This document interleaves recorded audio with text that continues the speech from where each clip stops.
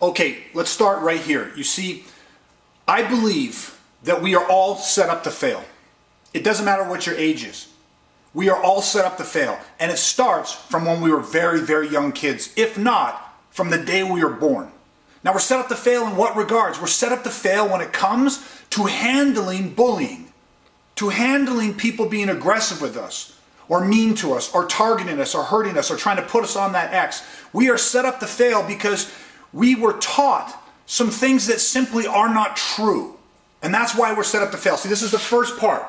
I want to share with you something. See, what I'm going to do in this Off the X program, how I'm going to actually get you off the X, how I'm going to change the way that bullying and aggression and violence affects you, the way that I'm going to give you a different mental and emotional armor and help activate a different type of resiliency inside of you that is already inside of you. Trust me, every single one of you watching this has a different resiliency within you. But we've got to activate that. Okay, and so here, the first thing I'm going to show you, I call these tripwires. Imagine walking down a path and it's somewhat dark and somebody has taken some very thin, almost invisible type string and put it across the trail. And as you walk down that trail, inevitably you're going to trip on that and fall. And that tripping and that falling, because it's unexpected, because it's unknown, is going to actually make the damage, it's going to hurt you more. That is what I mean when I say that we are set up to fail. We have some things inside of us that we believe to be true that were taught to us from a number of different sources, from our parents. They didn't mean to, but they're taught from our parents because their parents taught their parents, and they're taught from media and movies and books and all the stuff that you watch, but it is simply not true when it comes to understanding the effects of bullying and aggression. So I want to cut those tripwires. I want to clear the path for you so that you don't trip and fall, and that if you do happen to become the target of bullying, if you are experiencing that right now, we are going to change the effects. We are going to make it so that it doesn't hurt so much. Okay, so let's start off. How are we set up to fail? I want to share something with you that I know you will all have heard, and you will be able to finish this. So it goes like this. It's an old nursery rhyme, and it goes, "Sticks and stones may break my bones, but..." Now, what would you do? What would you finish that? What's the rest of it? "Sticks and stones may break my bones, but..." That's right. I guarantee every single one of you watching this could finish that. "Sticks and stones may break my bones, but words will never hurt me." This is something that we have heard from pretty much the time we were born, and we hear it all up through our life. And if you actually reflect, you might have heard that just in the last few months, weeks, days, or even the last year, but at some point you have heard this. That sticks and stones will break our bones. So here's the thing with that message. They're telling you that, listen, if somebody physically bullies you, if they push you, they punch you, they hurt you, they throw you, if that happens, sticks and stones, the physical stuff, it's okay if that hurts you. Right? Because we've been taught, hey, don't hit. Right? Don't use physical force. Don't ever hit. That's wrong. And so they say, because if you do get hit, if somebody pushes you or hurts you, that sticks and stones, they will hurt you. They could break your bones. Those will hurt. But that words will never hurt you. But here's the truth, and you already know this. Words hurt. Words are more powerful than any of the physical stuff. Words hurt. You see, what you already probably understand at even a very young age is that when somebody has said something to you negative, when somebody has picked on you, whether it was because of how you look, whether it's because of how you dress, whether it's because of something that you're into and something you have on your backpack, or the color of your backpack, or the color of your skin, or the way that you speak, or the language you speak, or the place that you live, or the country that you're from. When people have used words to target you in this way, that it hurts. And do you see where we have this conflict? Do you see how dangerous it is when you have been told that sticks and stones may break your bones, but that words will never hurt you? You see, this has created inside of you what we call a belief, something that you believe to be true. So you see, inside of us, when we're taught that sticks and stones may break our bones, but that words will never hurt us, we believe that they should never hurt us. So guess what? When somebody uses their words to attack you, just their words, when they post it on social media, when they text it or pass it around, or when they write it on a piece of paper and pass it to your peers and pass it around the class or the school or your sports team, or they pass it around or they spread rumors in your community. When people use words, I don't care if it's spoken, I don't care if it's written, I don't care if it's emailed or texted. When people use words, it hurts us. It hurts us in a way that a punch or a push could never hurt us. It hurts us deeper. It hurts us emotionally. It hurts us mentally. And so one of the first things I want you to understand is that we are set up to fail because of silly little things like this, where we have been told that words should never hurt us. So guess what happens? I remember specifically the time when I was younger, when I was bullied by somebody, and I remember specifically thinking, because the way that they targeted me, the things that they said about me, the way they made fun of my appearance, at an age when I was very awkward and I didn't have a lot of self-confidence.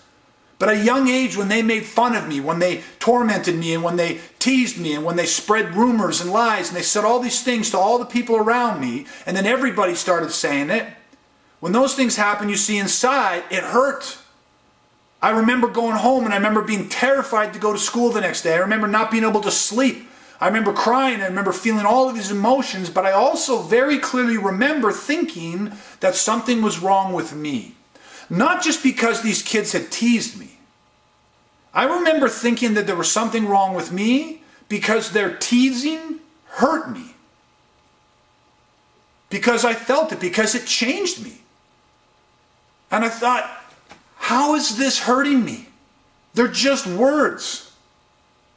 I was scared that they might do something to me physically, but they had never done anything to me physically. They hadn't punched me. They hadn't used the sticks and stones. They hadn't pushed me. They hadn't shoved me. They haven't punched me. They hadn't even threatened me physically, but they used words. But I thought that words should never hurt me. I thought that I should be strong enough. Even at a young age, I should have been strong enough to not care what they said. But that wasn't how I felt. I felt like there was something wrong with me. I felt hurt. I felt deeply hurt. So much, in fact, that I couldn't sleep. I couldn't eat. I was scared to go to school. I started looking in the mirror and not liking the person that I saw. I started seeing the things that they were teasing me about. I started seeing those things in the mirror. I started to believe what they were saying about me.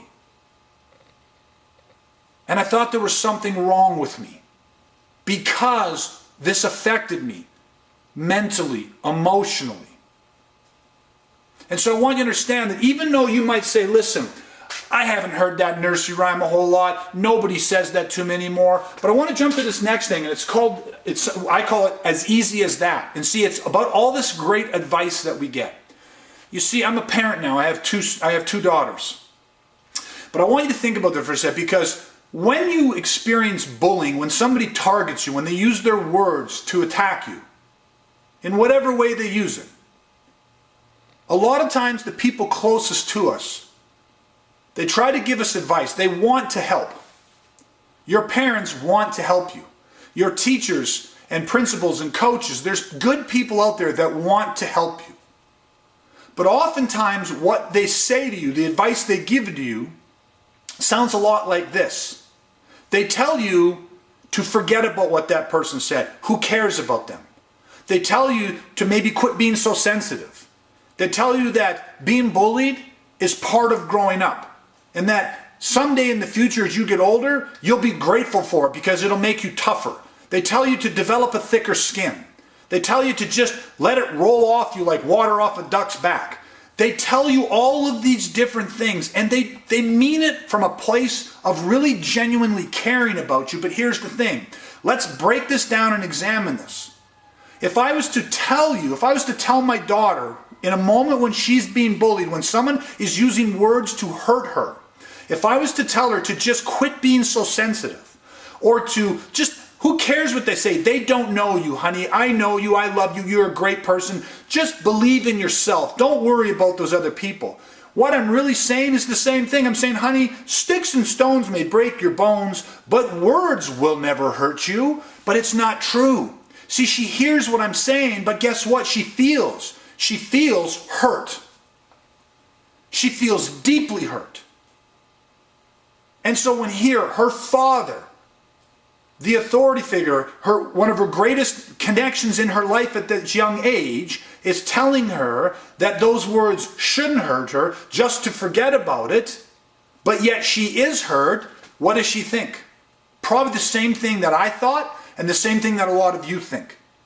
You think that something's wrong with you, like I thought something was wrong with me. We think we're broken. We say, why can't I just let this roll off me like water off a duck's back? Why can't I just develop a thicker skin? Why do I have to have the thin skin? Why am I the sensitive one? Why? What's the matter with me? That's what we start thinking, and it's simply not true. So the first little tripwire across that path, the first thing that'll cause you to fall harder, cause you to hurt yourself more emotionally or mentally, that first thing is that we were set up to fail. Because of the nursery rhymes that it starts with, because of all that simple advice that we get.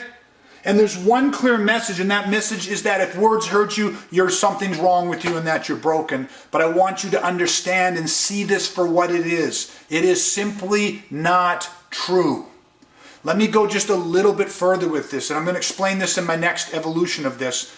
But I want you to understand that we, as a species, as human beings, all of us, regardless of our age, of our gender, of our culture, any of that, regardless of everything, we as one species are very social. Which means that we are connected with each other. Not just with our immediate families, not just with our friends, but as a species, we are connected. It's wired into us. It's inside of you to want acceptance. That's hard for a lot of us to hear. We actually want to be accepted because as a tribe, one species, that is how we have survived on this planet and evolved. So when somebody, another member of our tribe, when they are mean to us, when they bully or torment or isolate or pick on us, that is like them excluding or pushing us out of that tribe. And if we were to get pushed outside of the tribe, we can't survive on our own. We cannot survive alone. And that is why it hurts us so much. It's wired into us. So you see, the sticks and stones, they hurt. They'll break bones. But the fact that we tell people that words will never hurt them, it is the opposite. Words will hurt more. Words will hurt longer. But here's the thing that'll set you free. When people use their words to attack you on social media, when they use them in person, when they spread rumors or lies, when people use their words and it hurts you, you're normal. That's what you need to take away from this first evolution, is you're normal. The second I found that out, that it wasn't just me, wasn't something wrong with me, that words in fact hurt us, it was like it set me free. It just took off so much of the extra pain and suffering that I was causing myself because I thought something was wrong with me. There was nothing wrong with me. There is nothing wrong with you.